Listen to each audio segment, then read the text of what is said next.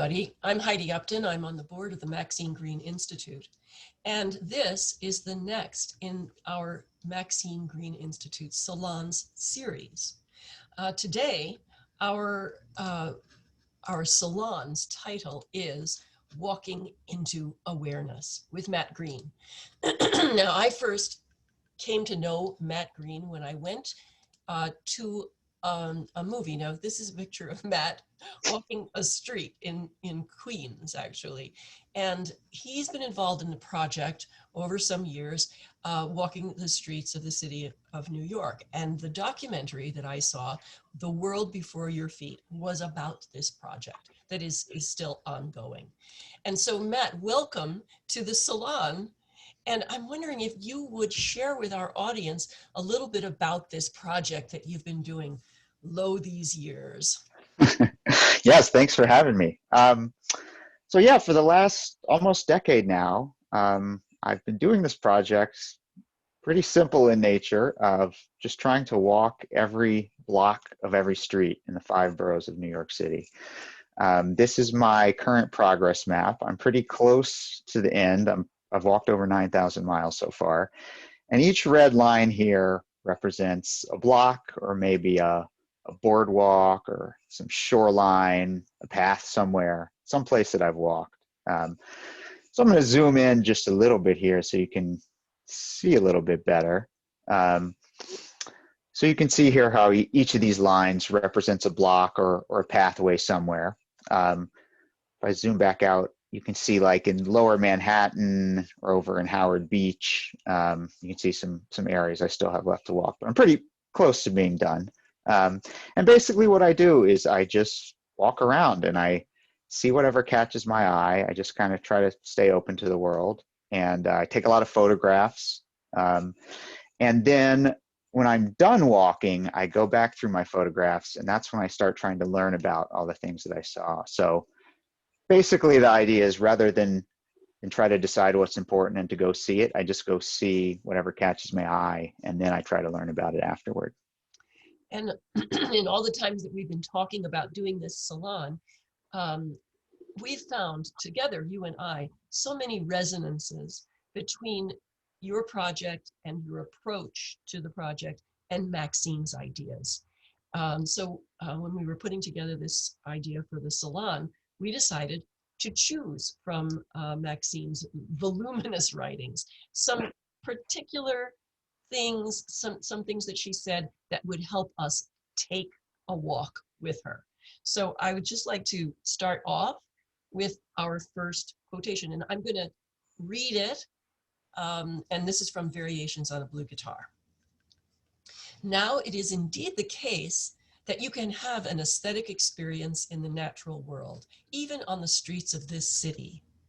There are the angular shadows of the buildings, the hazy look of the towers downtown, the sometimes gray-blue light over the river, the green of leaves against stone, the occasional flash of the sun on a window pane, the colors of the fruit on the Broadway fruit stands, the sound of a street violinist, the turn of a lithe body on a skateboard, the sun on a child's yellow hair. And I just love this passage so much, because it really just perfectly sets the table for our talk today. Because these are the kinds of things that you encounter and that make an impression on you when you're walking. And so I'm just going to kind of illustrate what I'm talking about here with a few of my own photos as we go along here. But we tend to think of New York as a place of big, important things, attractions and stories and movements and ideas. But these aren't the kinds of things that you experience when you're out walking. When you read a book about New York, you learn about those big concepts, the large scale elements of history and culture that tell the story of a place over time. But when you're walking, you're way more zoomed in than that. Those larger concepts are irrelevant to your immediate experience. It's the colors and the shapes, the light, the sound, the smells.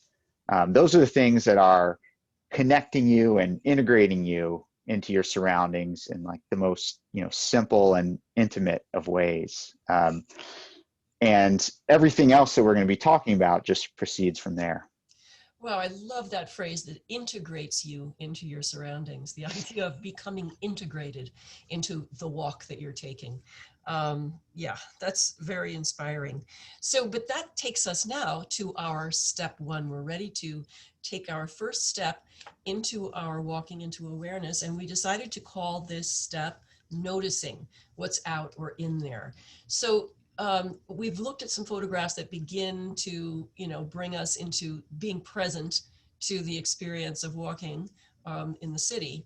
And now we have chosen this excerpt from Releasing the Imagination.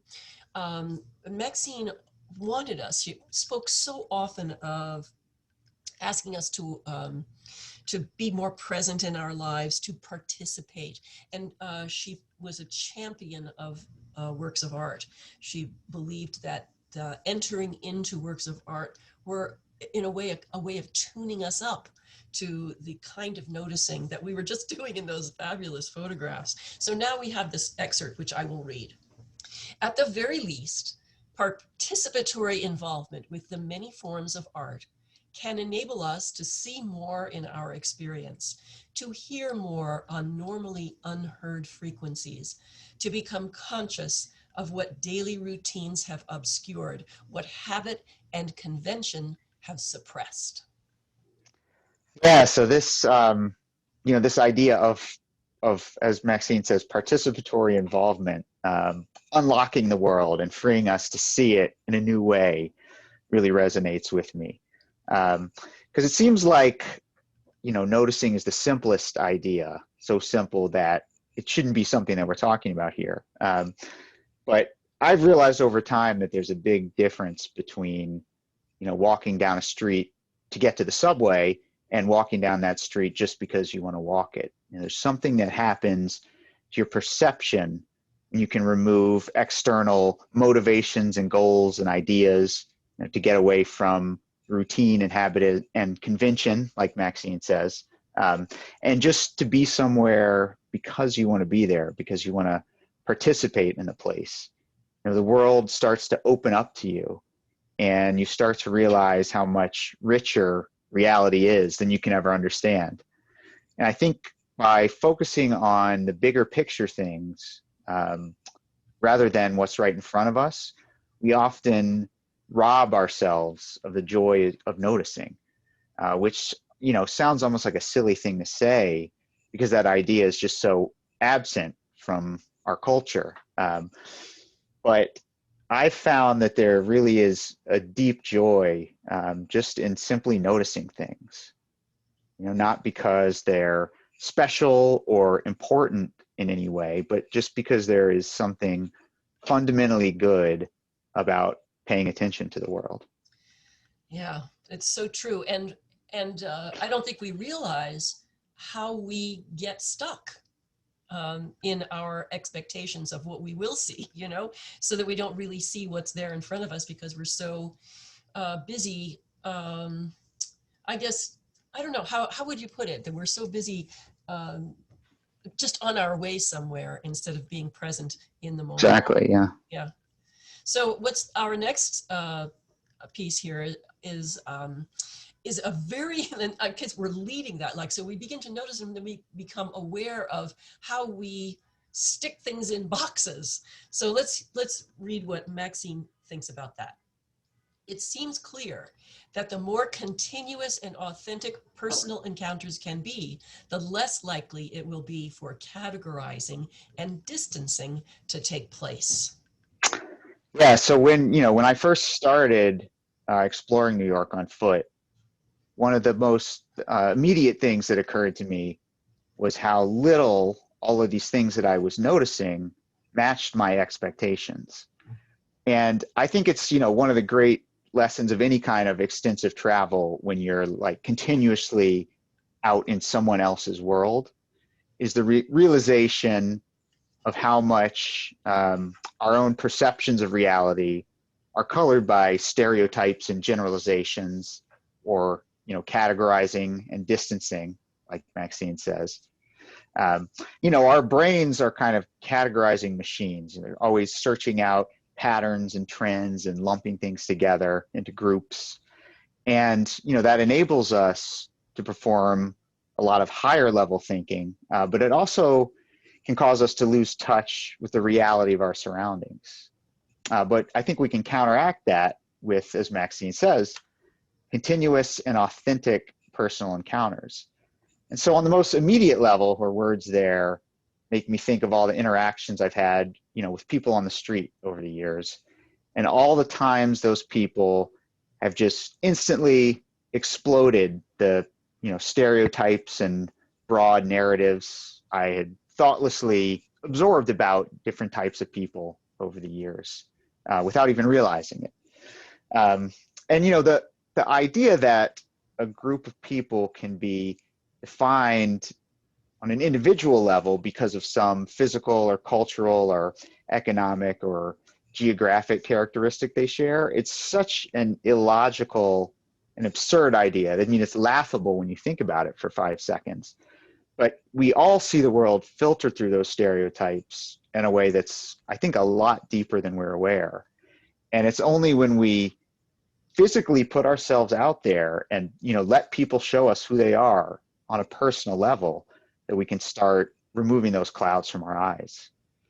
But it's not just, you know, it's not just people that we categorize and put into these boxes. You know, if you think about the way that we talk about cities or neighborhoods as if they have like particular personalities, you know, as if these gigantic agglomerations of life can be boiled down into a few adjectives. And, you know, to get out there and walk every nook and cranny of New York City is to realize just over and over and over and over again that there's no way to know the city. There's no way to learn it and to sum it up for somebody. Whatever you think it is, it will be something else.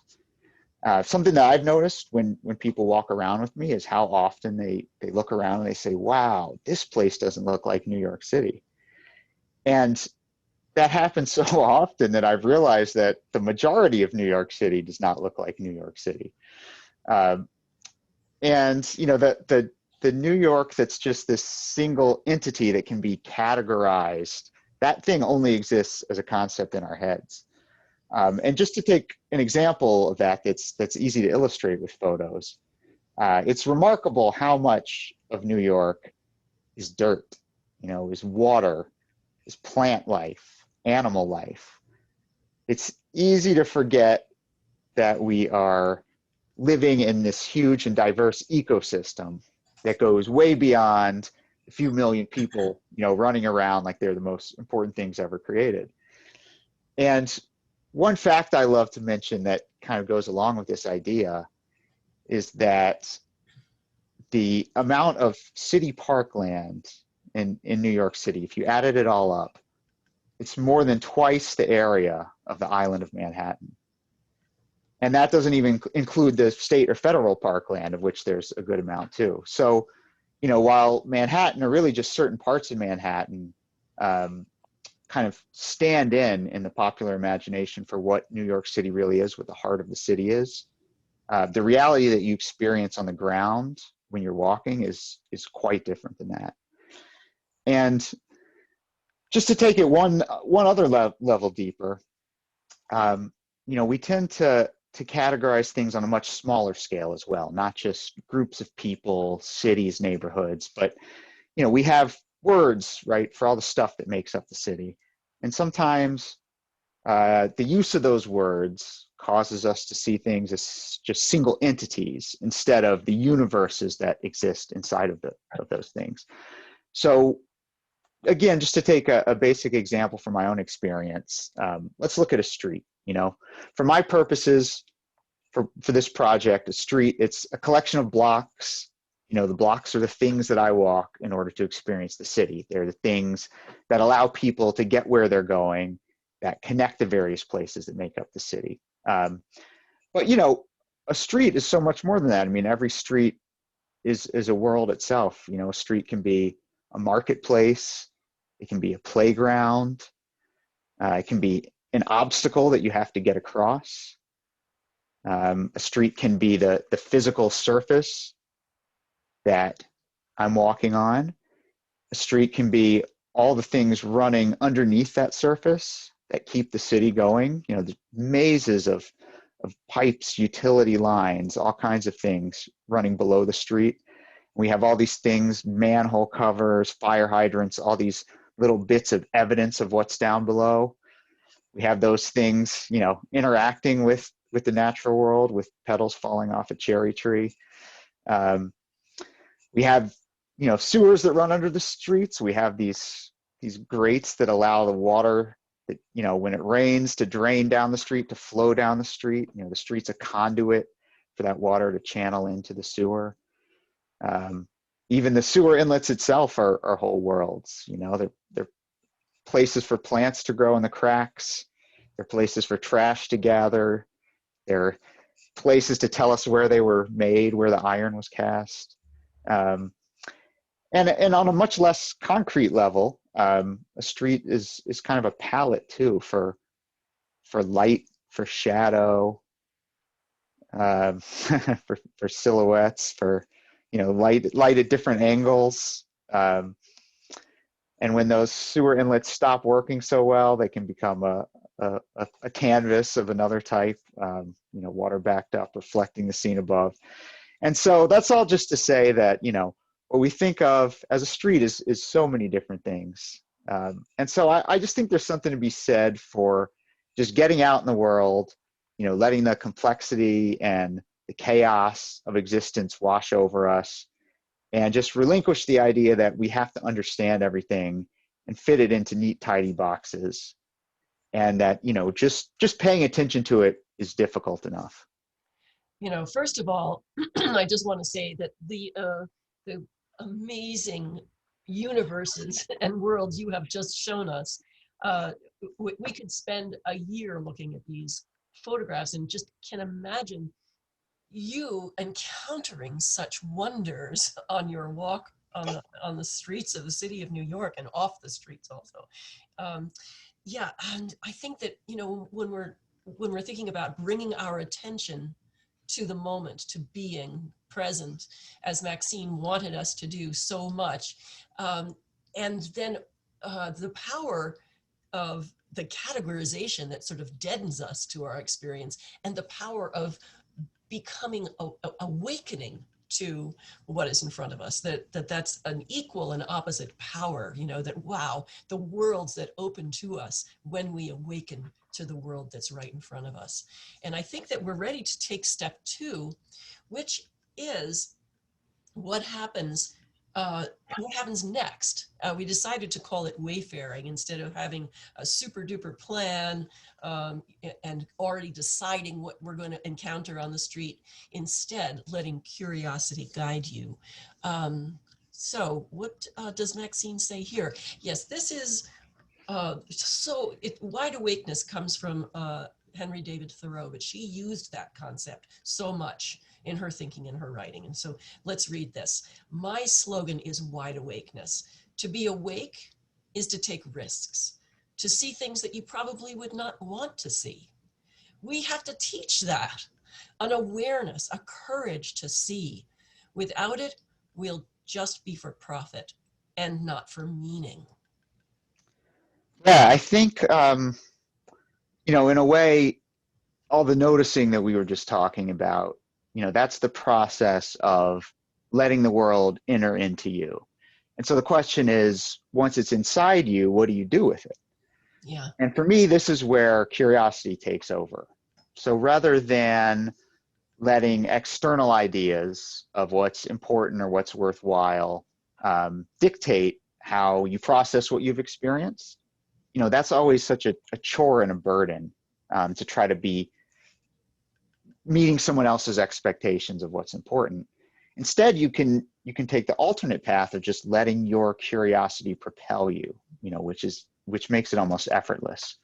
And you can just get out of the way and let your natural drive for questioning and understanding direct where you want to go next. But, you know, this requires that you have faith that what you're interested in is worth pursuing for its own sake. And that can be a tough thing. You know, like Maxine said here, without wide awakeness, will just be for profit and not for meaning. And I think, you know, profit has kind of become our default way of thinking about value in life. You know, the simplest words that we use to describe people, you know, that someone's doing very well in their career, that they're very successful, you know, these tend to refer to how much money somebody has, or how much money somebody's making. And if we're not careful, we can let this value system define how we think about and how we spend time. And it can start to seem foolish, like a waste of time, to stop and stare at a street sign and just wonder how in the world that street got that name. You know, to get sucked into the details of something ostensibly pointless just because something in the back of our minds fascinated by it. You know, maybe this, just trying to figure out how this pattern of concentric circles was etched into this pole by this rusty chain on this bridge over the years. You know, to just stop and ponder that and to put time into thinking about that can seem like kind of a silly or pointless thing. Or maybe it's something that's, you know, just good to do as a hobby once in a while or something. But, you know, once we start to accept that our natural curiosity is something that we're blessed with, and that it's always worth following up on, you know, once we have faith in ourselves as arbiters of what's worthwhile in our own lives, we start to build meaning out of what we notice. And, you know, to ask questions about what we're seeing is to participate fully in the world. And so, you know, that could mean walking on a bridge over the Bronx River and looking over and just seeing this rusty bike hanging up in this tree, grown into the bark of the tree. You know, there's no reason that finding out or being curious about the story of that tells you anything important. But, you know, you could probably imagine what I thought when I saw that, which is just trying to imagine how that came to be, what the story might have been behind that. You know, whether it's a tombstone just lying on a beach in Queens, Abraham Warren, you know, died age 50 years, beloved husband, devoted father. You know, what's the story behind that? It's not because it's something, tells us something important about life, you know, that I need to find that out. It's just because something in my head is captivated by that. And, you know, it could be something about the geometrical patterns of tree branches. You know, how did that come to be? What are the reasons that trees grow like that? Why is that so appealing to us to look at? And, you know, maybe to think about the parallels between that to the same thing on a smaller scale, you know, the similar branching of the veins in the leaf of a plant. I think this also ties in with this idea of noticing, because the only reason that I took this photo and that I saw this, you know, on this leaf as opposed to the billions of other leaves I've walked by, is that, you know, I happen to be walking by with this low light, you know, backlighting the leaf, providing all this contrast and shadow for all these veins. And, you know, it just started making me think about how little I know about how plants work. You know, the process of photosynthesis that provides most of the energy for our life, you know, all kind of originates in this structure. And yet it's just because of the way a light happens to be shining on it at that moment, that I finally paid attention to it and became curious to it. And so, you know, just allowing yourself to ask those questions and to trust that what you're asking about is important, I think is the root of the curiosity there. Yeah. You mentioned that it's important to trust your curiosity.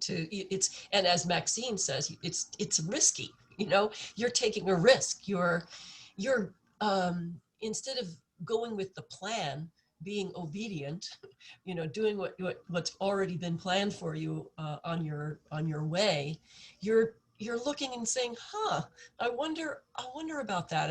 And that curiosity is so powerful. It has energy in it that takes us somewhere, possibly. Yeah. I'm thinking about also your project, which is quite, you have a plan. You're walking all the highways and the byways of the city of New York. And at the same time, you're you're not planning. You're noticing, you're being present, you're wide awake. So can you say something about the tension between the plan and the not plan? Yeah, I think there is a lot of tension in a lot of different ways in my walk. It's very regimented in one sense and very kind of open and free flowing in another, which kind of takes us perfectly into step 3 here, Yeah. um, cr- creating a practice from wondering to discovering. Um, and so this is where we have kind of you know, previously we were talking about this really open, free flowing idea of noticing whatever's there, of following your curiosity and just letting it lead you. But there's also this part of what I'm doing that requires discipline, which is at the end of the day to sit down, to look through my photos, and to start researching the things that I saw. Um, and so to kind of break out a little bit from that free flow into a structure. And so that's kind of where step 3 is. What happens when you kind of dig in and start trying to use the resources that are ever more available to us, just from our home computers, to learn about the world that we were out just kind of flowing through and seeing.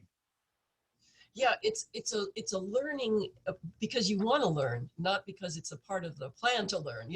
There's a Right. difference between, and I think that Maxine all talked about agency. You have a sense of agency. You have, like, I want to learn this. I'm going to find out about this, not because I'm supposed to, but because I want to. Anyway, let's read what Maxine has to say here. Oh, and actually, this isn't Maxine. We chose to use Hannah Arendt's words here just to bring us into what we're going to be thinking about. Maxine often referred to Hannah Arendt, so this is what we chose for the beginning of this step. It is in the nature of beginning that something new is started which cannot be expected from whatever may have happened before. This character of startling unexpectedness is inherent in all beginnings. And this moves back to Maxine then, who often said, I am forever on the way. This is not something that is ever finished, done, the judgment, the verdict. It is an open process, this idea of discovery. Yeah, that again kind of gets into this tension between the poles of what I'm doing.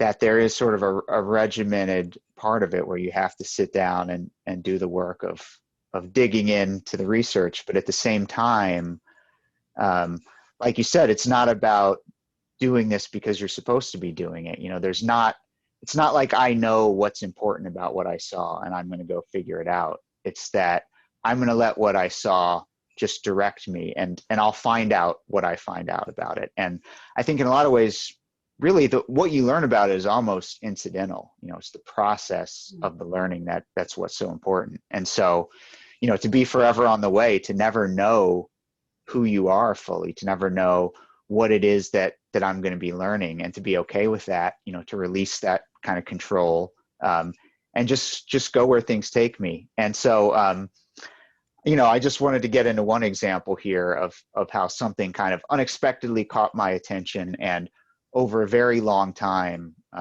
took me somewhere unexpected, or multiple places unexpected. So walking around New York, the many things you see on the sidewalk, kind of repetitive elements, these kind of things. Sometimes they're coming out of the sidewalk like this. Sometimes they stick out of buildings. For a couple of years, I didn't even really notice them. They were just another one of those things you see, kind of exist only in your subconscious awareness of the world. But at some point, I finally started to wonder what they were. A lot of times they have signs that say Siamese connection, which is such an odd phrase that I think that's what kind of broke through to me, made me ask, what are these things, these standpipe connections, sprinkler connections. Sometimes they say fire department connection. So anyway, I just wanted to learn what they are. And they're basically connections to a building that in the event of a fire, especially in a taller building, allow the fire department to come in, to pump water into these things so it'll flow up through the building. And it can come out the sprinkler system or go up the standpipes, which allow hoses to be attached on like an upper floor so that hoses can be used to spray water to put out the fire rather than having to like try to haul a hose up a stairwell or, 20 flights up on a ladder or something like that. So at first it was just, it was satisfying just to know what these things are, these things that nobody looks at, they're kind of color coded, whether they're green, yellow, or red tells you something about them. And so just to learn the basics of them was an interesting thing. And then, like I was talking about with the street, when we give a label to something, sometimes we stop seeing anything within that label because we just label the thing. But once you learn a little more about it, you start to kind of get into the universe of that thing. And so once I knew what these Siamese connections were, I didn't just see the name. Once I knew what they were, I started paying more attention and seeing more details. And I started to realize that for the average New Yorker, their primary function has nothing to do with fires. It's that it's a physical thing in space that you can interact with when you're outside. And so a lot of times they're used by people who come out of a building for, a coffee break or a smoke break, and they'll rest their beverage container on it. And so I started noticing just a lot of stuff left on top of these things. Here's a coffee cup. Sometimes you see people sitting on them, especially in, busy areas of Manhattan in warmer months when people want to be outside.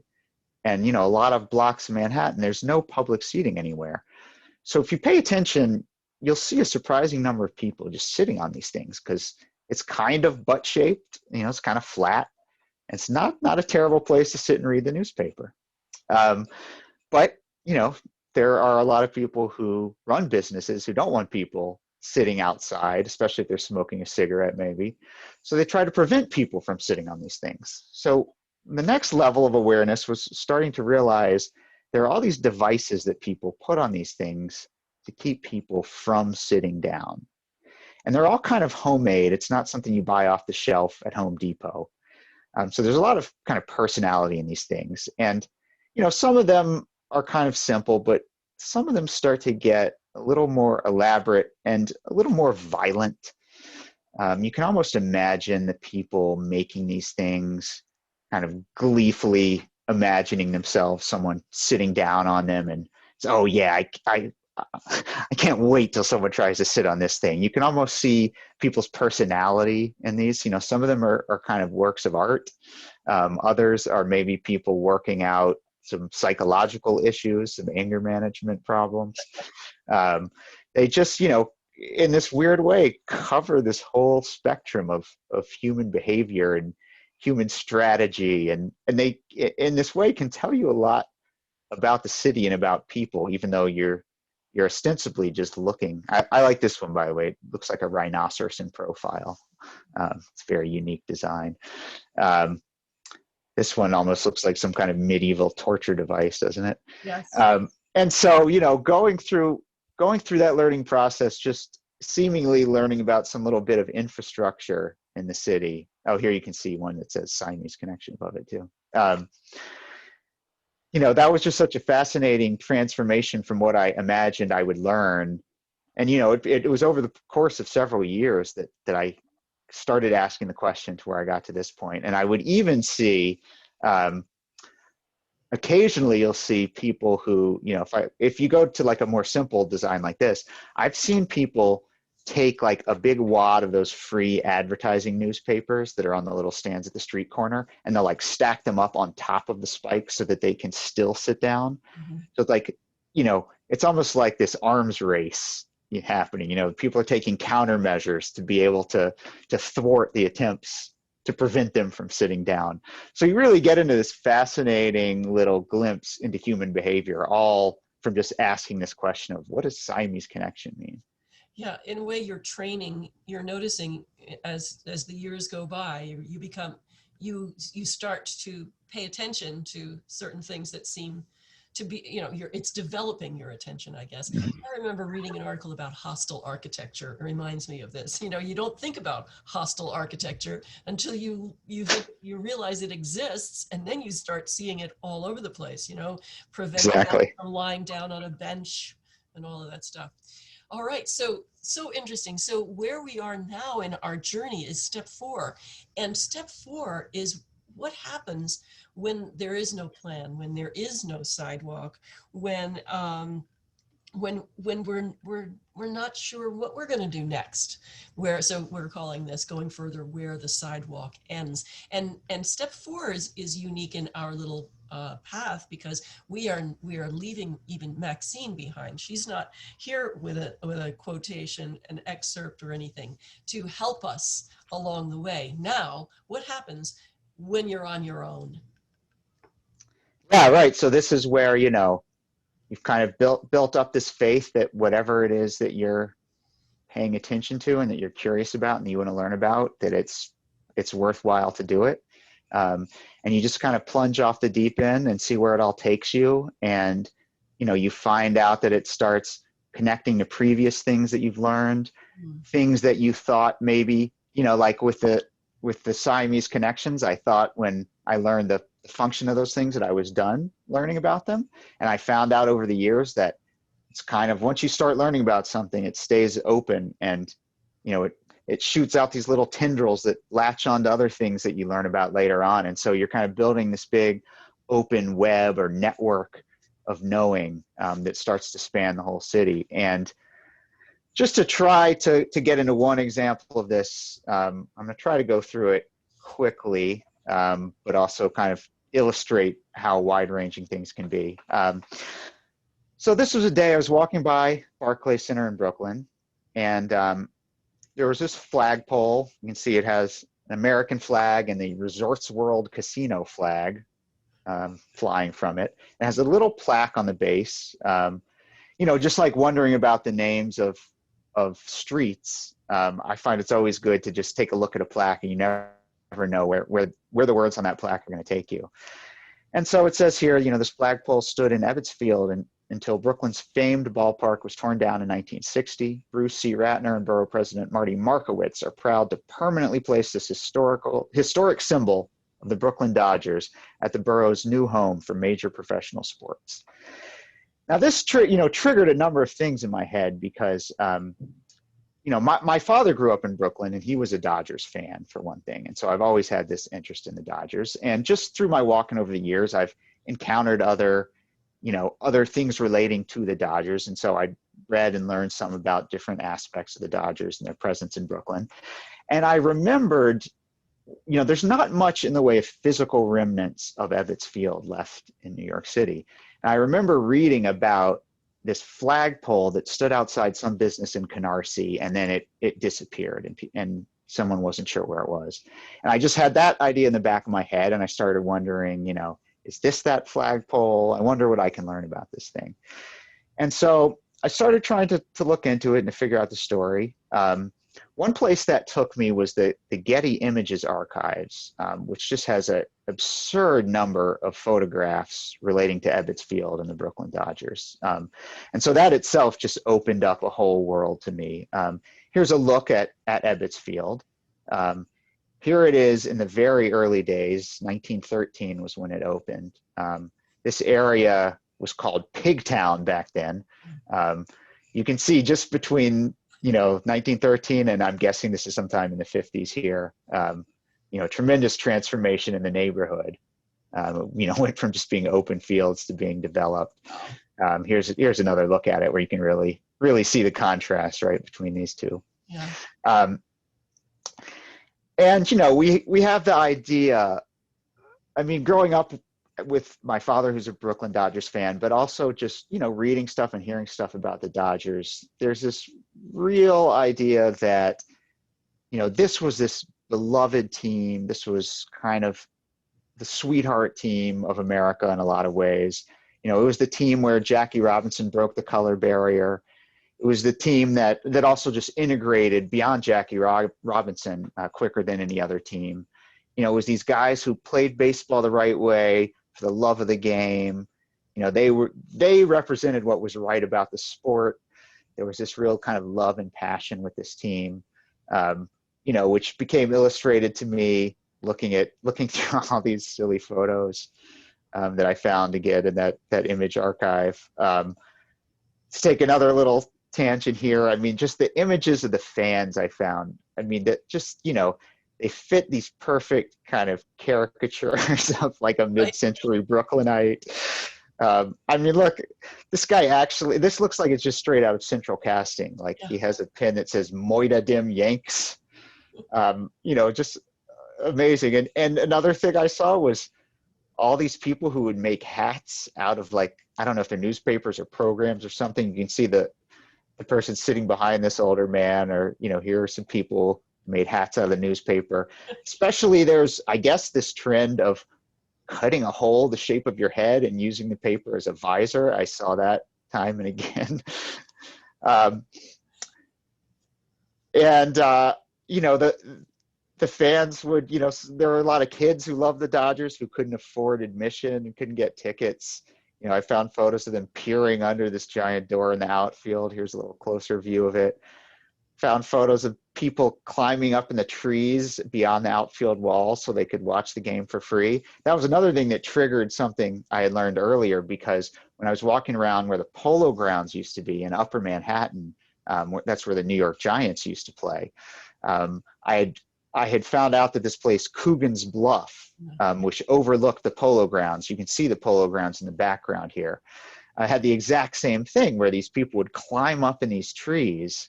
Here's another shot.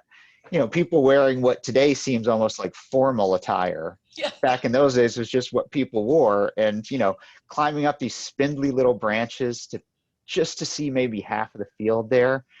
And in fact, it was such a well-known thing that there was a painting of it on, or an illustration of it on the cover of Life magazine. This is from 1912. You know, a kid climbing up in one of those trees to watch the game. I read that people considered it a kind of, what was the term, tightwad hill, you know, for people who are too cheap to pay to see the game. So, you know, all these things are kind of triggering different ideas, different memories I had from other things. But this is Walter O'Malley, the cigar chomping, there's with another cigar, the cigar chomping owner of the Dodgers. And so there's just this idea that, you know, the Dodgers were this absolutely beloved team. They represented everything that was right with baseball. They were the heart and soul of Brooklyn. And this greedy owner, Walter O'Malley, moved them to Los Angeles. You know, at 1957 was their last year in Brooklyn. He was just seeing dollar signs, and he took the team to Los Angeles, and he left these legions of fans in Brooklyn stranded. I read multiple times about this, you know, this old joke that people used to tell after the Dodgers moved. They said, if Hitler, Stalin, and O'Malley are in a room and you only have 2 bullets, who do you shoot? The answer, O'Malley, twice. And, you know, I was trying to find the source of this joke. It was all these modern things referring to this old joke.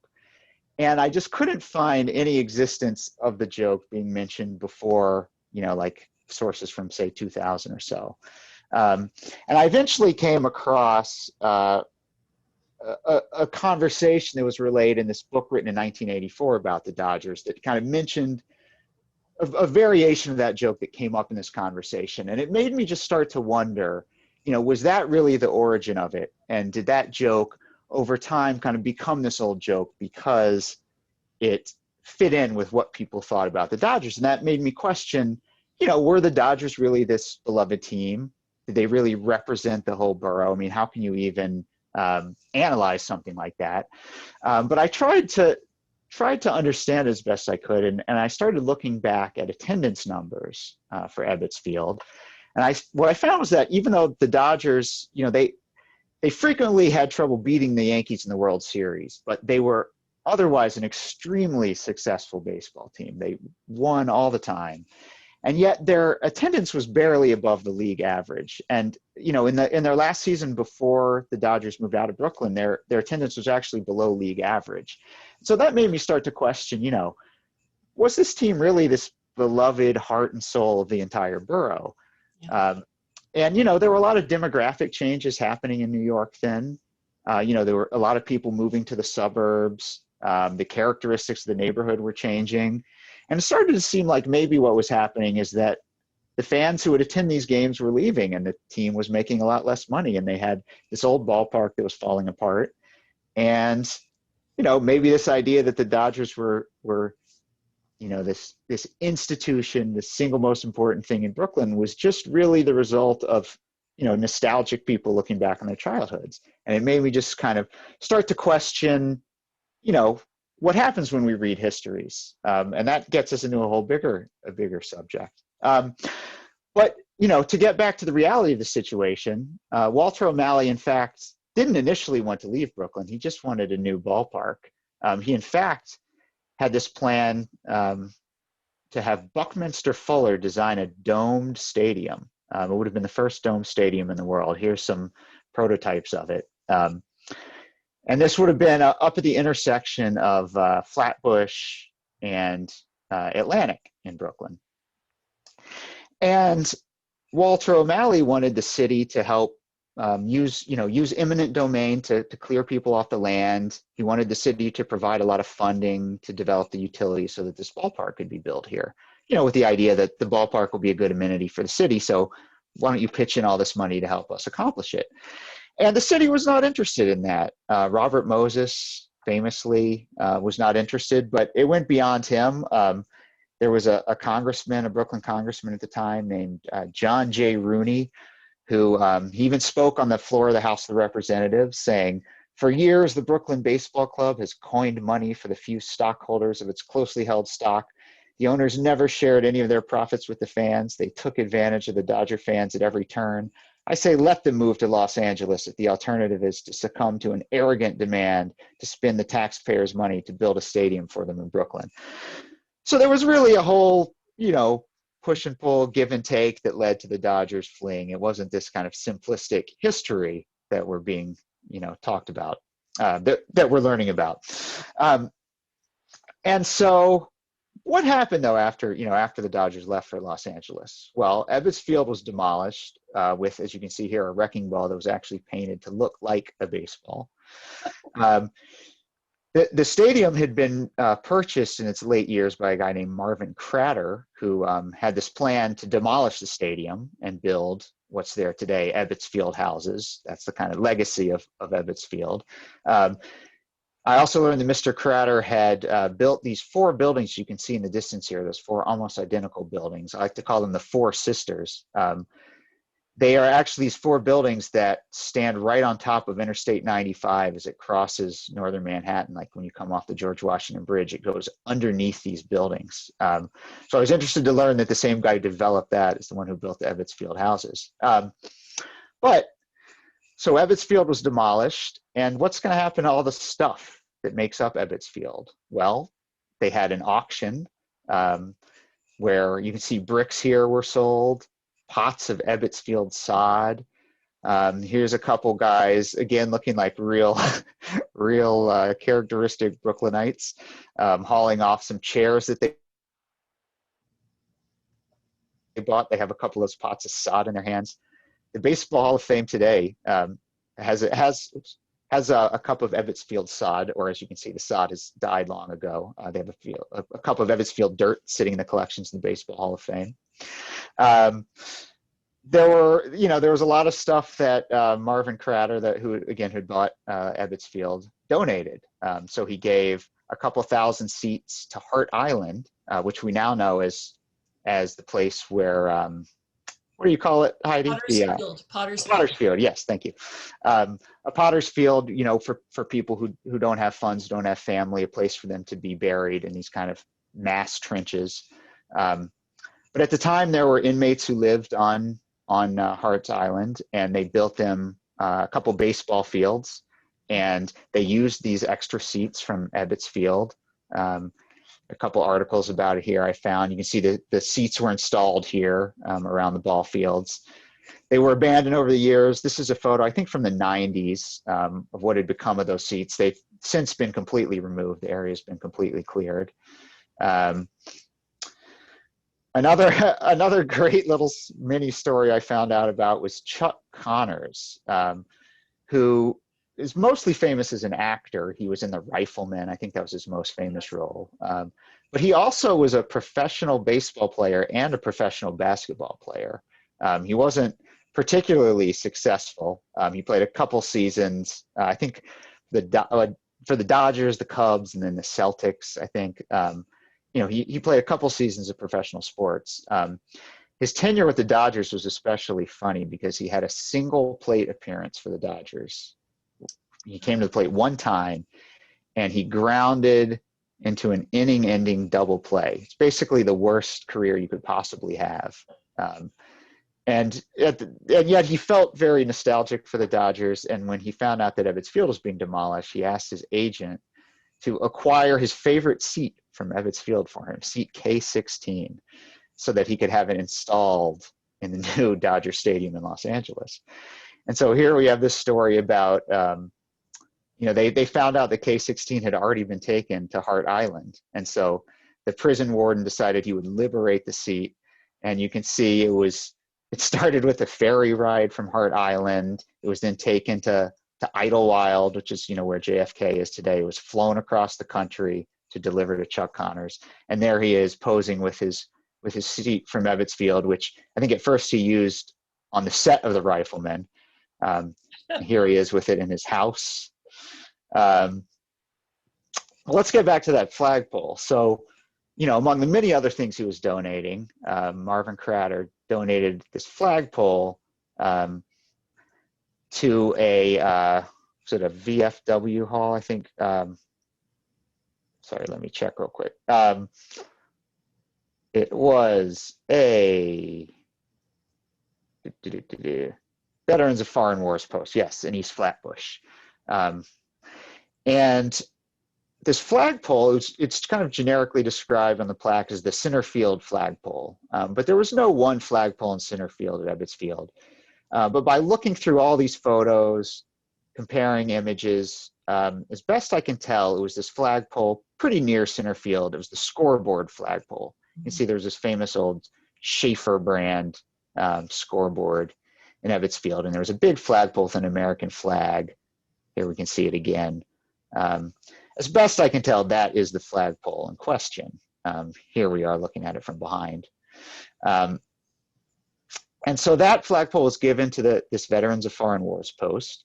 And not too many years later, the building was taken over by the Canarsie Casket Company. And, they just had what seemed like this random flagpole sitting out front. And for many years, this was the Canarsie Casket Company. Here you can see a photo from around 1980. It's a tax photo from the city. You can pretty much make out the word casket there behind that tree. And then sometime later, a church took it over and they expanded the building a little bit and had to remove the flagpole. And so that was when this flagpole disappeared. And so whatever happened to it? Well, many years after Walter O'Malley's failed plan to have the city subsidize millions and millions of dollars to help him build a new sports stadium, we had Bruce Ratner come up with a plan to build this big development, coincidentally right across the street from where the new Ebbets Field would have been, right across Atlantic Avenue, to build this new stadium where he'd get the New Jersey Nets to move to Brooklyn and play there. There'd be a bunch of housing built as part of the project. And as you may remember, this was a very controversial plan, just like with Walter O'Malley. Again, required eminent domain to force people out of the area who didn't want to sell their buildings. And it required huge amounts of money. I think something on the order of maybe $700 million or something like that from the city to subsidize various components to upgrade infrastructure, all kinds of stuff like that. But developers have gotten really, really good in the intervening years at promising things, promising jobs, promising affordable housing. They know all the terms that politicians love to hear. And so this time the politicians were on board. Marty Markowitz especially, who grew up in that era of Dodger fandom, of remembering so fondly the days of the Brooklyn Dodgers, and just ever since his first campaign for borough president, he was talking about bringing professional sports back to Brooklyn. And so they kind of formed this coalition between the developer and the politician to make this project happen. And, you know, what better way to kind of try to bring these values of goodness, of honesty, of the right way to do things than to take this relic of the Dodgers and put it in front of this giant corporate project that is Barclays Center. Here we have a photo at the dedication of the flagpole. We can see Marty Markowitz just to the left of the pole. That's Jackie Robinson's daughter just to the right of the pole. They roped her into this, and that's Bruce Ratner next to her. And so they're really going all in, trying to kind of tie in this, you know, very wholesome idea of the Brooklyn Dodgers with this Barclays Arena, Barclays Center. Now, you know, that's a very kind of poignant image, right, of Jackie Robinson and this flagpole. You know, we saw before, that flagpole held the American flag. Also, interestingly, another little tangent, another way that Marty Markowitz tried to kind of tie in the Dodgers with Barclays Center. Sometime, I think in the first year the Barclays Center was open, he held a ceremony before one of the games to present the 1955 World Series pennant that the Dodgers won. You know, that was the first time they actually won the World Series. They had lost to the Yankees so many times in the World Series before that. So 1955 was this iconic year for the Brooklyn Dodgers. And this was the banner marking them as world champions. Here we can see it's actually, you can just barely make it out. It's flying from that very same flagpole that the American flag flies from, and that's now standing in front of Barclays Center.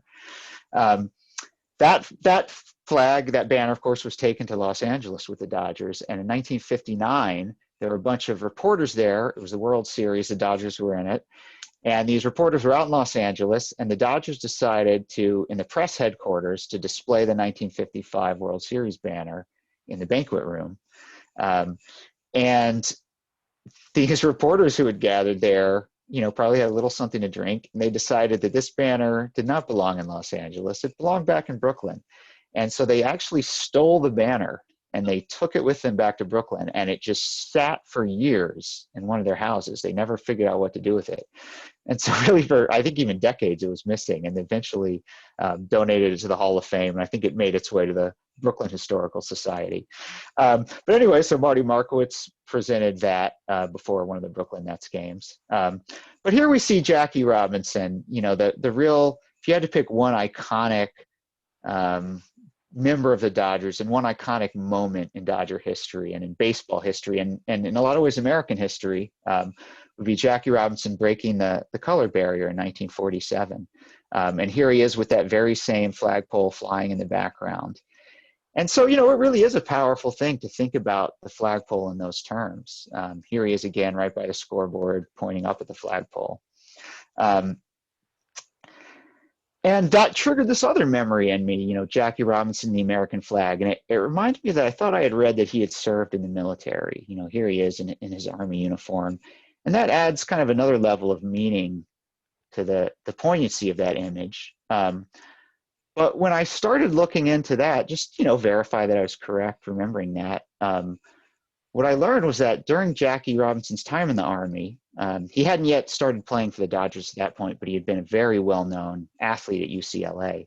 And he served in the Army, and he was actually court-martialed during his time in the Army because he refused to move to the back of a military bus. Because, you know, the driver told him because he's black, he needed to move to the back of the bus. He refused, and he was court-martialed, you know, by our country for that action.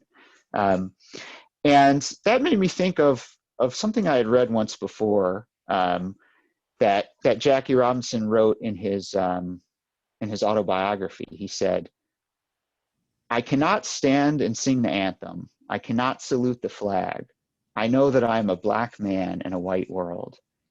And so, you know, hearing that story about him being court-martialed and reading that quote, you know, really flips around the imagery and the meaning of how he relates to that, you know, that American flagpole that was stuck out in front of the Barclays Center.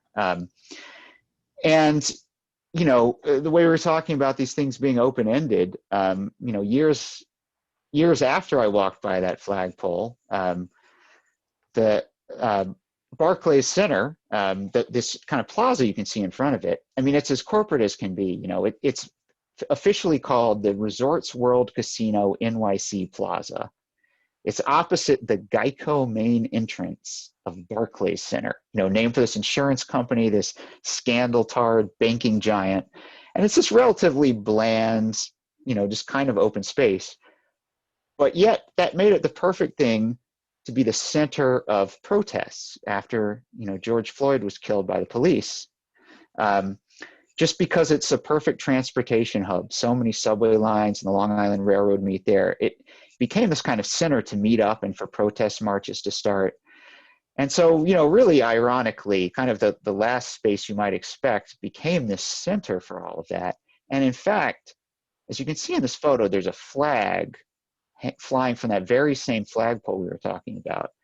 And it's actually a Black Lives Matter flag that, as far as I know, the person who put it up there, had no idea of the significance of that flagpole. It was just, the nearby flagpole that could be raised up.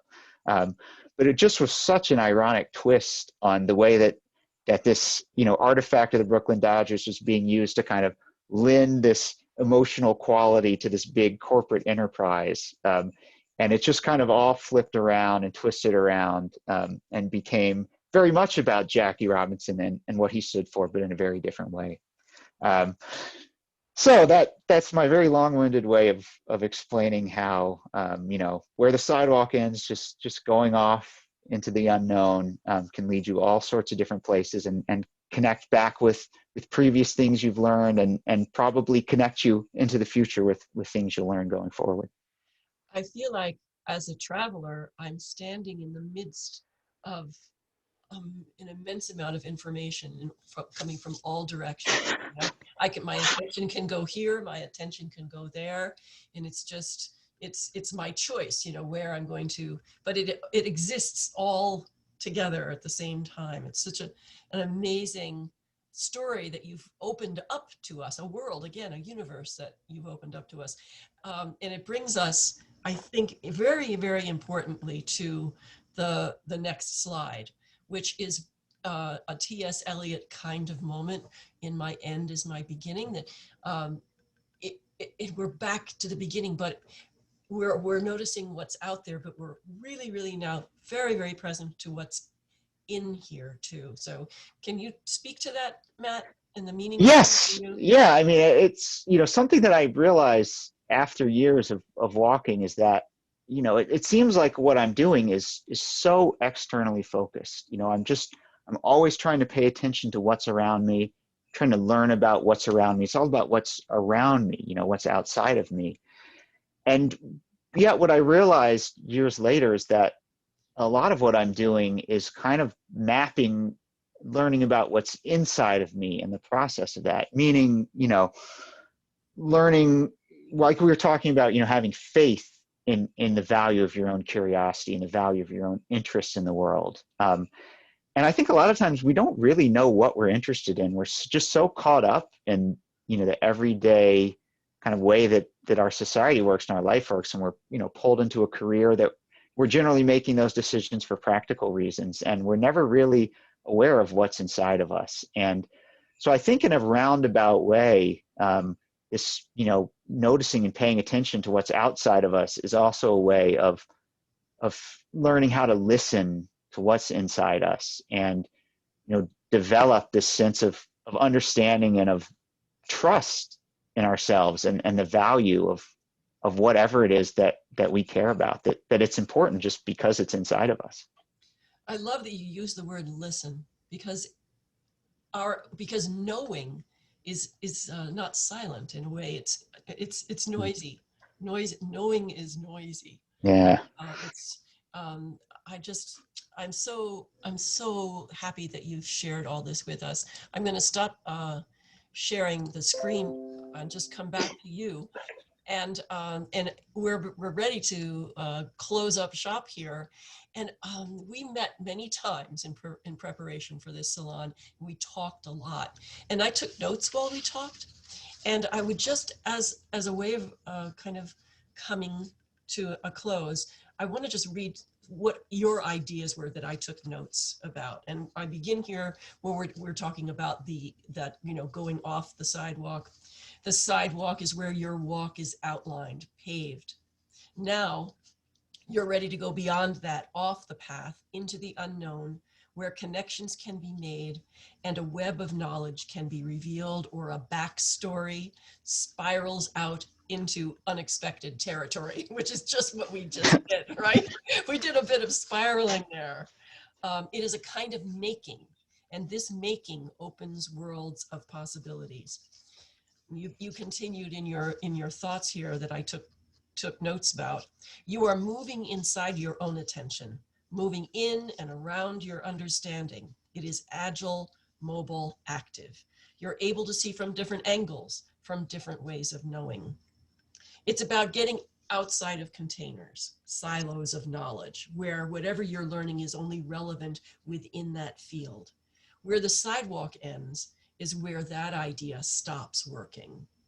The gift is whatever you encounter through your relationship to the world. It's free and an alternative to what you're being told to learn about. Instead, you're constructing your own understanding within which you are able to move. Matt, it has been such a pleasure and an education to spend this Zoom time with you. Really, thank you so much for spending so much time with us and for making this installment of the Maxine Greene Institute Salon series. Thank you. It was a lot of fun. Oh, It was my best Zoom, my most fun Zoom I've ever done. right. And we totally zoomed around. Woo! All right. Thanks so much, Matt. And I'm going to close the Zoom now, and hopefully we can pick it up at another time. Thanks again. Bye for now. Bye-bye. If you want to learn more about Matt's project and see all of his photos and research, you can check it out at his blog at imjustwalkin.com. The documentary about Matt is called The World Before Your Feet. It was produced by Jesse Eisenberg, and it has a 100% rating on Rotten Tomatoes. You can stream it for free with Amazon Prime, or you can rent or purchase it on Amazon, iTunes, or Microsoft. And if you want to dig deeper into any of the works we quoted from, here are the full citations.